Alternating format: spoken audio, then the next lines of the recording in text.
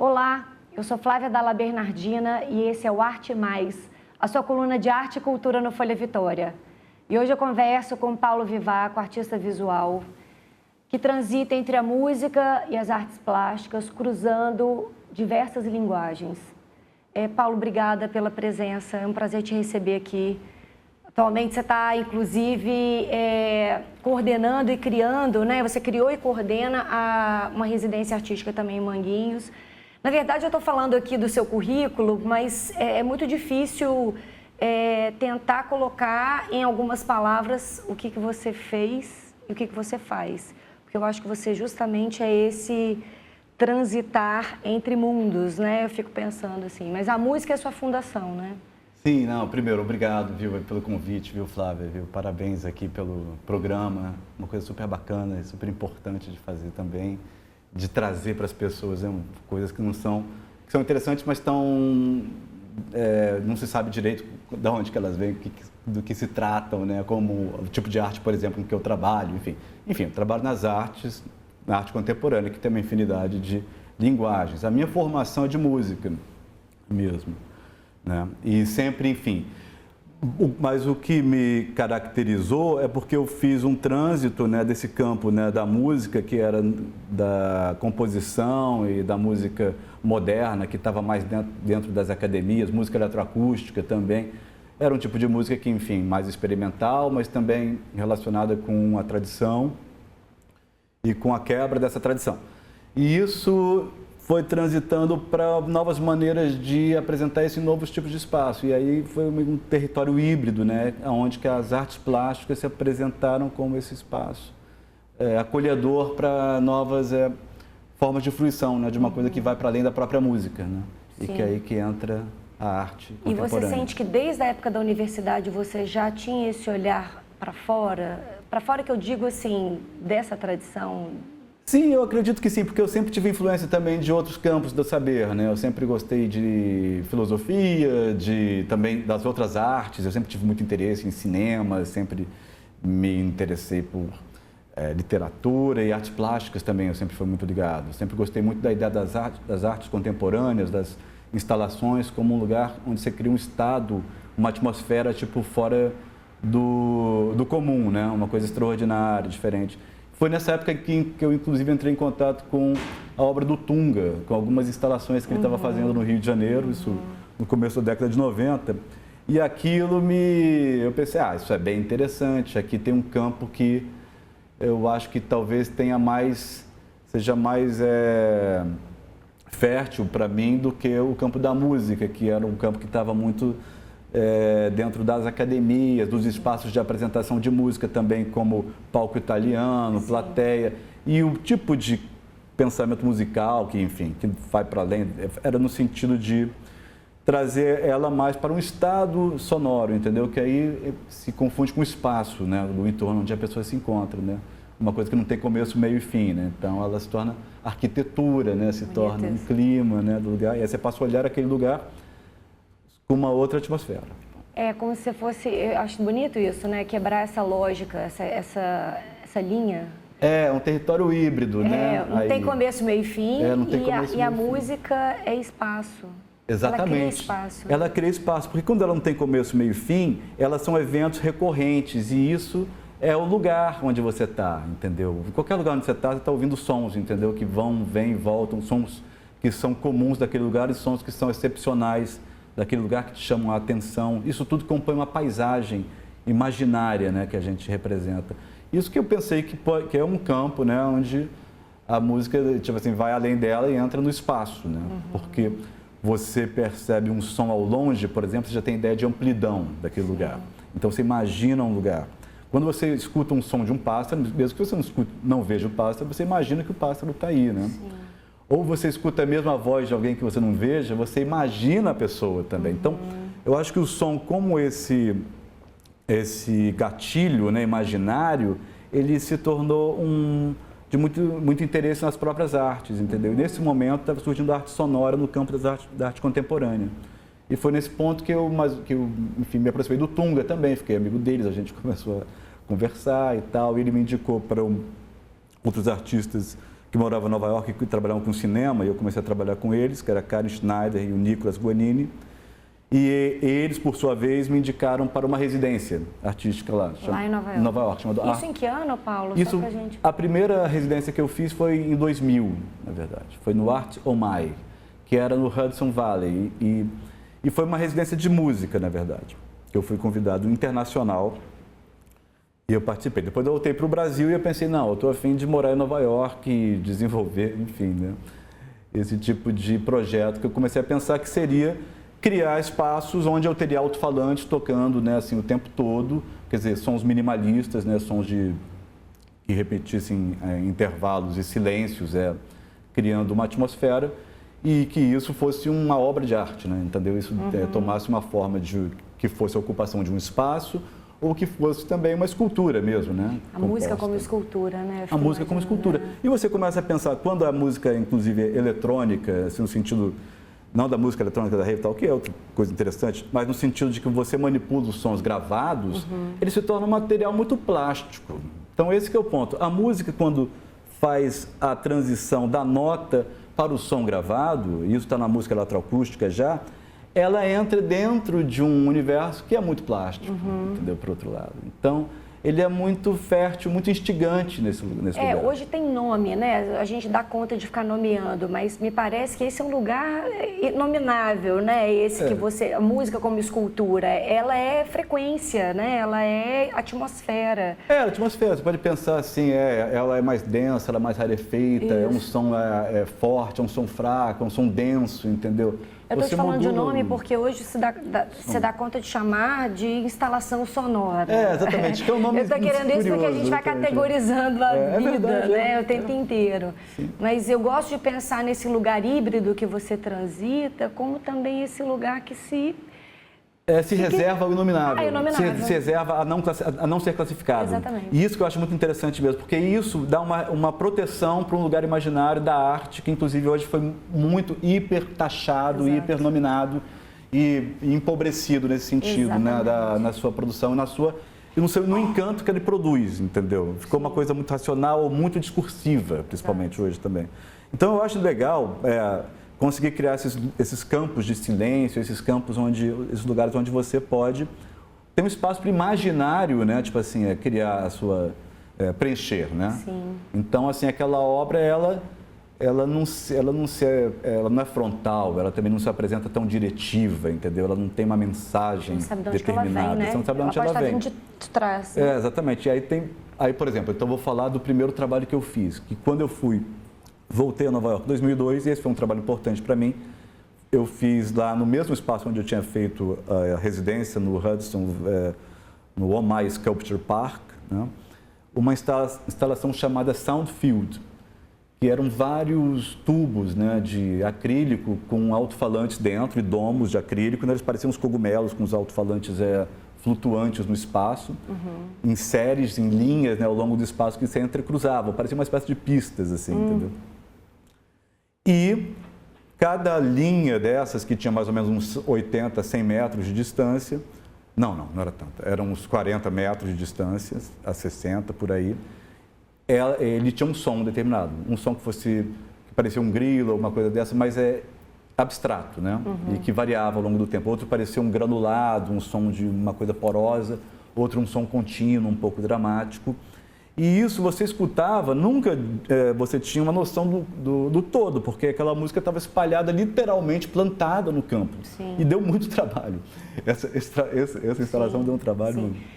E pensar nessa relação com a materialidade, assim, né? E da onde que você consegue obter essa sonoridade a partir da materialidade. Porque tem um jogo aí entre a matéria da matéria, exatamente. Você passa a ouvir o som materialmente, não como uma música que você põe no headphone ou que você está acompanhando uma melodia e tal. Aquilo não, você está ouvindo um som com uma matéria. E o espaço, você ouve com todos os sons do lugar. Então a coisa se integra, você não ouve o som puro daquele chacoalhar ali que está saindo daquele alto-falante, entendeu? Você está ouvindo também o som do vento, está ouvindo também o som de alguém que está passando, o som de um carro ao longe, entendeu? E eu acho que quando você põe um som dentro da paisagem que destoa, digamos, com essa naturalidade da paisagem, então você passa a olhar aquela paisagem de uma maneira nova, de uma maneira diferente. E tudo isso sem ter um discurso pré-concebido, entendeu? Sim. Então, por isso que eu acho que a arte sonora, ela é, nesse sentido, algo que deu um refresco na arte contemporânea, pelo menos durante uma época. Não, mesmo porque a gente estava falando disso um pouco antes de entrar, a gente está vivendo uma enxurrada de imagens, né? A gente está muito submetido à imagem. Sim, exatamente. Inclusive como formador, estruturador da nossa subjetividade. Exatamente. E capturador da nossa subjetividade. Né? Então, assim, a imagem... ela é interessante, mas o que a gente tem vivido hoje são imagens que encerram os sentidos. Sim, exatamente. Elas perdem o sentido porque elas se sucedem. Explicam também, de alguma forma, né? Exatamente. Eu estou dizendo assim, no dia a dia, estou dizendo redes sociais, estou dizendo... Sim, não de tudo. A gente é bombardeado de imagens. Inclusive, assim, há um problema na própria arte, que é a instagramização da arte. Que você mostra uma imagem e pensa, uau, que legal. Não, você só está vendo uma imagem, entendeu? E uma imagem é apenas uma imagem. Ela remete a alguma ideia que, quiçá, seja legal. Então, aquilo ali também tem há um engano nisso. Por isso que há a necessidade da experiência. E aí que a gente, nesse ponto que o som é interessante, porque ele tira você da imagem, né? Ele te submete a um tempo, entendeu assim? E o tempo, você vai ficar quanto tempo você quiser, porque já que não tem começo, meio e fim, aquilo ali é um espaço sonoro, né? Então, você vai transitar e vai dentro daquele lugar, você vai pensar outras coisas. Ele vai ser um disparador de imagens, por exemplo. Então, eu acho que é inclusive ecológico no sentido de recuperar um lugar para a imaginação das pessoas. Isso exatamente. Porque eu acho que quando a gente se encerra em imagens, eu acho que a gente perde um campo que é justo da imaginação. Sim. Pensando numa estrutura assim, simbólico, real, imaginário, que a psicanálise meio que traz um pouco. Quando a gente tira, quando a gente excede na imagem, a gente perde um pouco essa capacidade de simbolizar. Sim. E também de imaginar. Eu fico pensando nisso. Sim, exatamente. Só reage, né? Assim, só consome, né? Impacto o tempo inteiro. Exato, impacta o tempo todo e você, então, você para de pensar, né? Você obedece, né? Exatamente. Aqueles desejos imediatos, alguma coisa que é engraçadinho e tal, olha que inteligente, olha que frase legal. Eu mesmo, quando você vê, você está lá vendo um monte de coisa, bobagem, né? Então, vendo bobagem e disparando ela para frente. Disparando ela para frente, exatamente. E abrindo mão de um lugar onde algo novo pode acontecer, que é quando você para tudo e lida com esse lugar que a arte cria como um espaço de troca e do imaginário. E eu acho assim, da subjetivação, onde você se torna quem você é, você dá atenção a si, né? Ao seu reflexo do mundo que te rodeia, né? Então você passa, né, a criar daquilo algo que seja interessante, né, ao ponto de causar uma experiência que interessa ao próximo, entendeu? E isso não é imagem imediata, aquilo ali justamente leva a uma falência, a uma exaustão, né, do desejo, né, assim, né, o desejo inclusive assim se banaliza, né? Sim. Então você é uma coisa tóxica nesse ponto, né, eu acho. Então a gente tem que recuperar esses espaços vazios para o imaginário e para o pensamento acontecer. A gente tem que reaprender a pensar, entendeu? E pensar é muito bom. Estar falando agora aqui com você sem estar nada planejado significa que eu estou me recorrendo aqui a maneira que eu posso, assim, entendeu? Sim, é todo um arquivo de vida também que existe, que vai surgindo, né? Você sabe que você falando do som, eu não consigo parar de pensar também na relação com a dança, assim, porque particularmente, da onde a gente vem, é onde a gente tem alguma tranquilidade para dizer também. Quando você fala desse som... ritmo, né? Tem a ver com música. A música está na fala, tem tudo, como musicalidade, né? Mas eu fico pensando nesse lugar também você falou da música que não é uma recusa, né? Mas talvez um outro caminho que você tenha criado para além desse rigor técnico para conversar com outras áreas. Aí fico pensando na dança também, quando ela deixa de ser esse lugar de uma reprodução de passos e você começa a observar a dança que existe em estar parado, por exemplo. Sim. O som que tem no silêncio. Exatamente. Todas essas questões. Né? Em movimentos pequenos, né, tal, né? Você faz essa... e aí é fascinante, porque você dá um outro lugar de dignidade aquelas coisas que eram aparentemente banais, né? Que você não estava dando importância, né? E eu acho que nesse ponto que eu admiro muito todos os artistas que existem, em geral, assim, que mantêm o seu trabalho, enfim. Eu acho que também não dá para ficar julgando uns aos outros, eu acho que se perde muito tempo com isso, porque fazer arte é uma decisão já muito autônoma daquela pessoa, entendeu? então isso já deve ser considerado. Aí, claro, né, também, não estou falando que você não vai ter um espírito crítico, cada um se aproxima daquilo que mais lhe diz respeito. Mas eu acho nesse ponto que as residências artísticas funcionam, né, já dando aqui passando para isso, como um lugar onde os artistas podem, com as suas diferenças, né,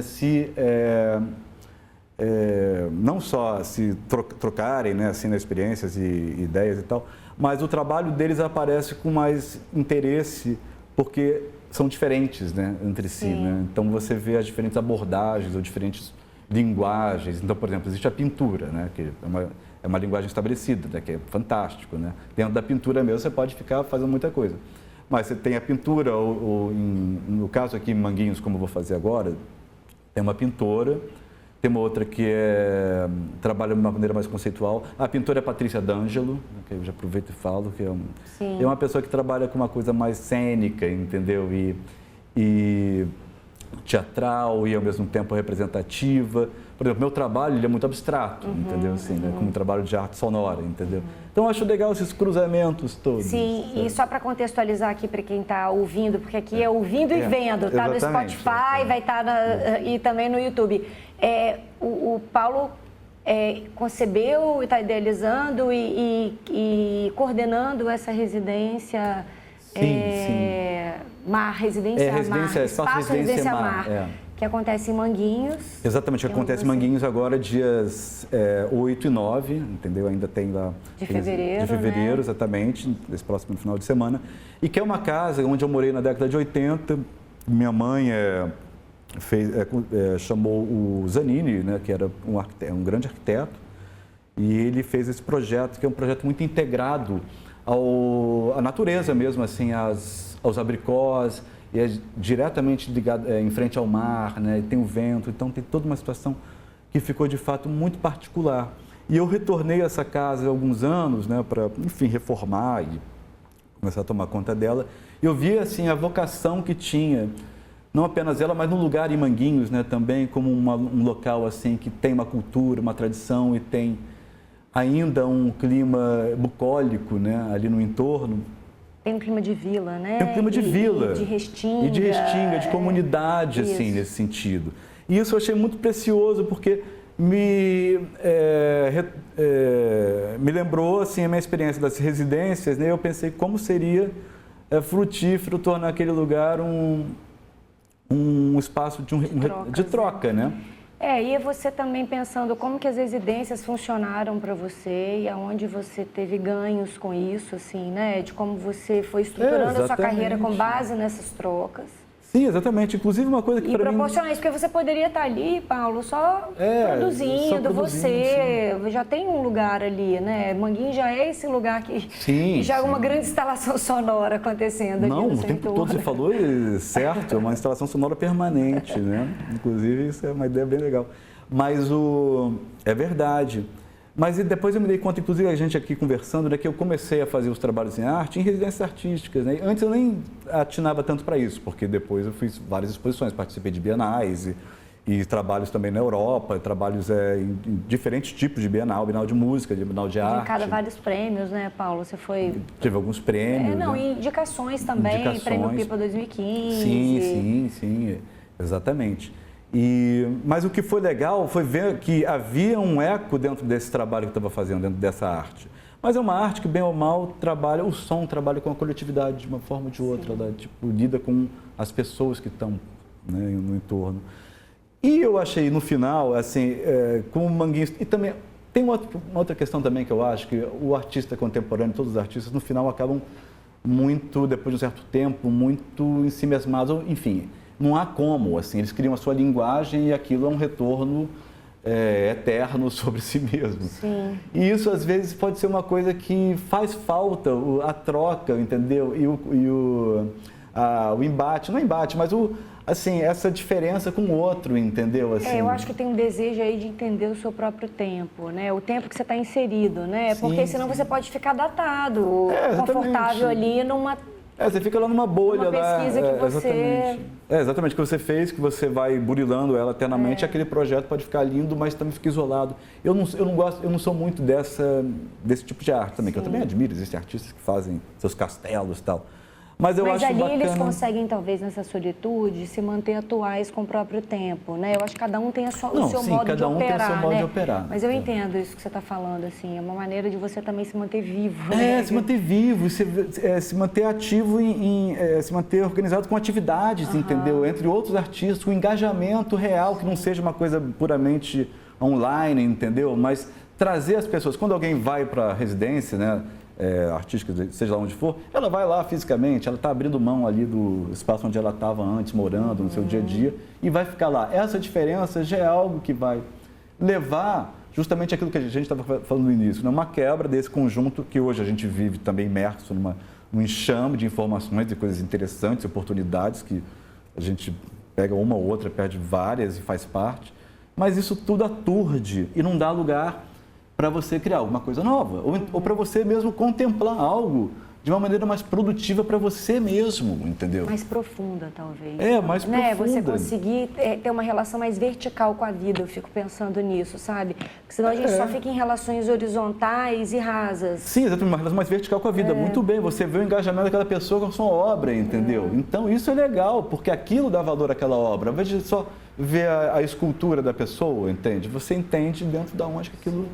surge, né? E ouvir o artista é muito bom, né? Você ver o que está por trás daquilo, toda a escalada que tem. A gente estava falando de montanha um pouco antes de entrar no estúdio. É pensar que passo a passo foi esse, né? Exatamente, esse eu acho fascinante. Passo a passo no escuro, inclusive, que você não sabe onde vai dar. Não serve para nada, a arte não serve para nada. Não, a arte não tem nenhuma utilidade. Então, assim, uma pessoa que consegue estar fazendo aquilo ao longo do tempo, ela tem uma coisa muito singular, entendeu? Ela tem uma aposta muito singular. Isso eu acho fascinante, entender por que aquela pessoa faz aquilo, né, e constrói e oferece aquilo. Eu considero uma generosidade, entende? Eu acho uma coisa... E eu acho muito fascinante também ver... Quer dizer, não conhecer, não todos, mas alguns artistas são muito interessantes também, a proximidade deles, né? Então, por exemplo, eu vou trazer uma pessoa com quem eu toco, que é o Monjope, né? Que é um artista plástico, mas é um cara mais da cena da música eletrônica. No Rio de Janeiro, já fez vários projetos ao longo de muito tempo, tocou em várias coisas. Mas é um cara que tem uma singularidade, constrói assim, alguns aparelhos, né? Compra coisas, né, usadas, mas tem um imaginário no cara, assim, como ele organiza, é sempre muito interessante. Ele é muito interessante, ele não se articula assim, de uma maneira tão... digamos assim, verbal como eu, por exemplo, entendeu? Mas ele tem um modo próprio, entendeu? Assim, e esse modo que ele encontra... Qual é a lógica dele, né? Se tem alguma lógica, né? Exatamente. Acho que isso que fascina num artista. Sim. E como é que vai funcionar? Assim, a ideia não é uma residência onde os artistas estão lá, como em ateliê. A ideia é que seja um campo de diálogo. Essa primeira vai ser assim 2 dias. Vai ser justamente 2 dias para todo mundo estar convivendo, entendeu? Dialogando e vendo os trabalhos. E no final do dia a gente faz uma apresentação das obras dos artistas, né? Assim, cada um vai apresentar um trabalho, apresentação da banda também e tal. Mas vai ter essa proximidade, entendeu? Entre quem tiver, para todo mundo estar conversando, entendeu? Há um interesse mútuo ali. E na verdade, é como esse pontapé inicial, porque a ideia é transformar a casa e a residência, a Mar, né? Assim, em programas mais longevos, assim. Aí criar assim, programas para artes plásticas que, enfim, que durem mais tempo, que durem, que seja um mês, entendeu? Algo assim. Trazer, por exemplo, tem esses artistas coreanos que têm todo o interesse em vir, trabalham com robótica e vídeo. Nossa. Então, assim, e tem todo o interesse em vir. E o lugar é completamente, digamos, orgânico, cheio de planta, vento, mar. Então, esse cruzamento tão... Esse atrito, esse né? atrito, eu acho muito instigante, assim, muito estimulante. E é interessante também trazer para um tempo, porque aí você também vê a percepção desse estrangeiro, né? Muito embora ele vai ter um olhar sobre nós que interessa muito, entendeu? Isso que eu acho que muito frutífero. E essas coisas você leva para a vida depois, entendeu? E a ideia é fazer essa influência mútua das singularidades, né? Entre quem participa e quem está lá vivendo, né? Porque eu acho que esse que é uma das grandes coisas da arte também, né? Por exemplo, eu vejo que as relações que eu tenho durante toda a minha vida, a maior parte são feitas através disso, né? Do meu trabalho, do trabalho de outras pessoas, desses encontros, entendeu? Sim, das sincronias. Das sincronias, né? Sempre acontece. Paulo, que bom. Então, a ideia é que você crie outras edições ao longo do ano, isso vai se estendendo. Isso vai se estendendo e vai justamente, a gente vai aprendendo e vai ganhando novas formas de ocupar o espaço, né? Assim, né? No próprio espaço externo, e também uma convivência com manguinhos, é interessante, entendeu? E aí juntar, inclusive, com as questões locais, no folclóricas tem o Congo, entendeu? Uma coisa que eu acho legal uma hora trabalhar junto com eles também. Mas juntando de uma maneira que não seja comum, assim, no sentido do entretenimento, como uma cultura muito, ficou muito nesse lugar de consumo, né? Não, seria trazer para esse espaço de reflexão e de experimentação, né? Que é onde a arte entra, né, eu acho. Exatamente, é onde a arte entra. E esse espaço é onde cada um de nós pode, eu acho que dá mais dignidade a si mesmo, deixa de ser um consumidor e se torna... Porque eu acho que a pessoa, quando você lê um livro, aquilo te envolve, entendeu? O autor, tipo assim, está em você, você está dando vida ao autor. Então você está, tipo assim, fazendo um pouco também o trabalho de junto com o autor. Eu acho que é bacana trazer a audiência, ou o visitante, a pessoa que flui a arte, para essa consciência de como ela é importante. Essa participação mais ativa. Essa participação mais ativa, né? exatamente. Muito bom. E, Paulo, passando um pouquinho mais, você falou brevemente aí sobre seu percurso, residências, alguns trabalhos.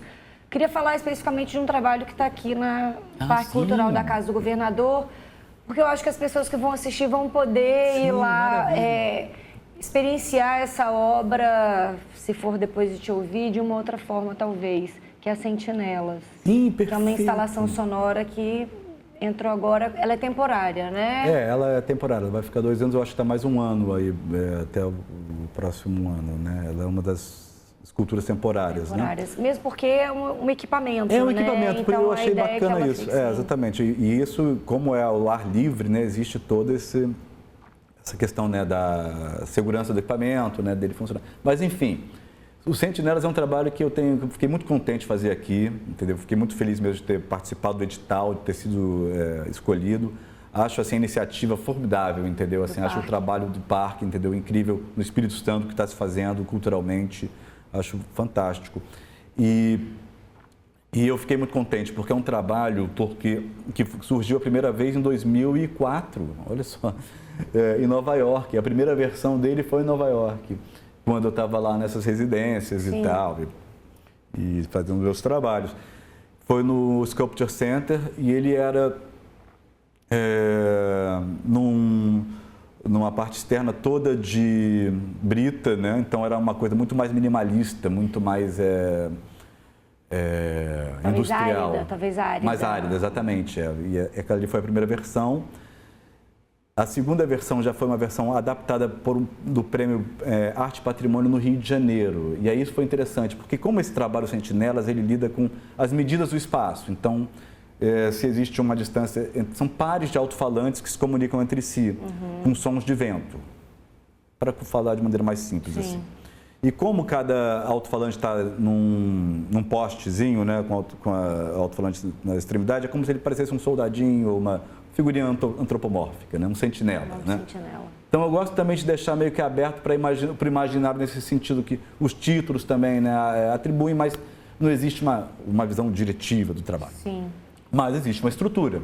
E essa estrutura lida com uma relação que cruza tanto a música quanto com o espaço, com a arquitetura. Que uma distância maior existe um som mais longo e uma distância menor existe um som mais curto. Então você cria um mapeamento daquele espaço com vários sons de diferentes durações, em diferentes direções, e isso gera essa atmosfera. E eu fiquei muito contente porque ali, ao contrário do trabalho de Nova York, é um espaço muito orgânico, um espaço assim... Tem muita interferência. Muita interferência, mas com muitas plantas, eu acho isso fantástico. Com muita natureza e folha e bicho e tudo, e faz um contraponto com o aspecto minimalista do trabalho, que é bem tecnológico e aparentemente, né, frio, né, e simples, mas eles emitem esse som, que é um som de vento, mas não é um de vento, é um som que lembra vento, mas que dá uma dramaticidade também ao espaço. Então aquilo como se criasse uma espécie de fantasma do lugar. Muito.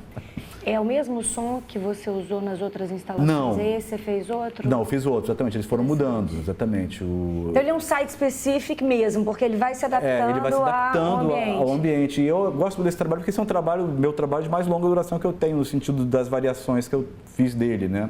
Que a primeira foi em 2004 em Nova York, o segundo foi no Rio no Palácio Gustavo Capanema, que é uma obra-prima da arquitetura moderna. É um dos primeiros prédios modernos do mundo, assim, é de 30 e poucos, algo assim. Do Le Corbusier, onde estava ali Niemeyer, Lúcio Costa, Burle Marx. Fiz ali nos pilotis uma instalação dos sentinelas, usando as próprias medidas do edifício. Então, é como se o edifício estivesse fazendo som. E aqui eu voltei de novo para essa versão dos postes, mas agora dentro de um espaço completamente... Em contraste com a natureza. Em contraste com a natureza. Porque é isso, ele contrasta. Ele contrasta, e eu acho que isso é muito bacana, porque esse contraste justamente ressalta tanto a natureza quanto o próprio trabalho. Exatamente, eles não se anulam. Você sabe a percepção que eu tive desse trabalho quando eu fui ver? Que eu não ouvi o som antes de chegar nele. Depois que eu atravessei ele, o som nunca mais saiu. Olha! Mesmo se eu estivesse lá em cima, onde de fato o som não chegasse, é como se o som tivesse de fato cravado. Eu senti isso também fazendo ele. Quando eu saí, ele continuou... Ele foi me acompanhando. Eu não consegui tirar mais o som, sabe? Sei. É como se ele tivesse infiltrado. Foi muito interessante ter essa percepção. Pois é, isso eu acho uma potência muito grande da arte sonora em geral, como ela se realiza na imaginação, entendeu? Assim, e aí como implica como a gente é parte do trabalho, entendeu? Ele não existe sem a gente. Então eu acho que é legal retomar a arte para esse lugar, porque é um lugar mais potente para a arte, e fica menos essa coisa da autoria também, que hoje em dia ficou meio boboca o negócio, como ele é colocado. Claro que tem autoria a arte, né? Afinal de contas, eu sei, fui eu que fiz esse trabalho. Sim. Mas a ideia é que esse trabalho se realize realmente através do interesse que ele desperte genuinamente nas pessoas. Sim. Então, para isso, não pode haver nada muito impositivo nele. Ele tem que ter uma colateralidade, né? Ele tem que se tornar, enfim, interessante para a pessoa, né, buscá-la. Você precisa dessa demanda de atravessamento, né? Você precisa de um corpo que passe, exatamente. Você precisa de ouvidos que escutem, você precisa Sim. Você precisa dessa frequência ali, dialogando com essa outra, né? Sim, isso é o nosso próprio espírito que dá vida ao trabalho. Ele lá não existe sem isso. O próprio quadro formidável do Rembrandt não existe se alguém não estiver olhando. Lógico. Entendeu? A arte é para circular, né? A arte é para circular, exatamente. E é fantástico nesse ponto, entendeu? Que ela é perfeitamente nesse sentido democrático, entendeu? Ela é realmente... Ela de fato é circular, né? Circular. Porque ela é circular. Sim. Mas é isso, eu tive essa sensação. E aí você vê como é que o som, ele é potente mesmo nesse sentido. Porque... Sim, exatamente. E o som nesse sentido, ele não é a música. Assim, ele é um objeto, digamos, invisível. Ele é um objeto do tempo, né?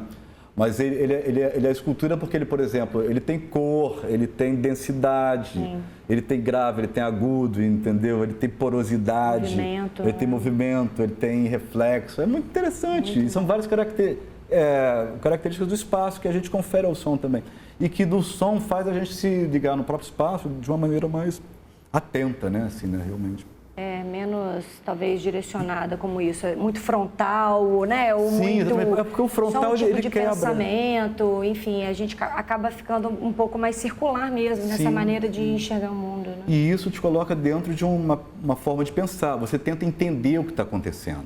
Mesmo que você não vai entender nada no final das contas, mas o fato de você tentar entender já te faz pensar, já te mobiliza de uma maneira muito mais viva, entendeu? Do que você simplesmente estar lá achando que não está entendendo, ou só um espetáculo, que hoje em dia você é bombardeado por um som e com uma luz, algo forte e tal, e aquilo tudo só, enfim, é uma coisa catártica, mas depois não te dá nada. Sim. Entendeu? Então, por exemplo, ali no Sentinelas também, por exemplo, tem muitos silêncios, você quer ouvir, às vezes não está ouvindo o som realmente, porque tem muito silêncio.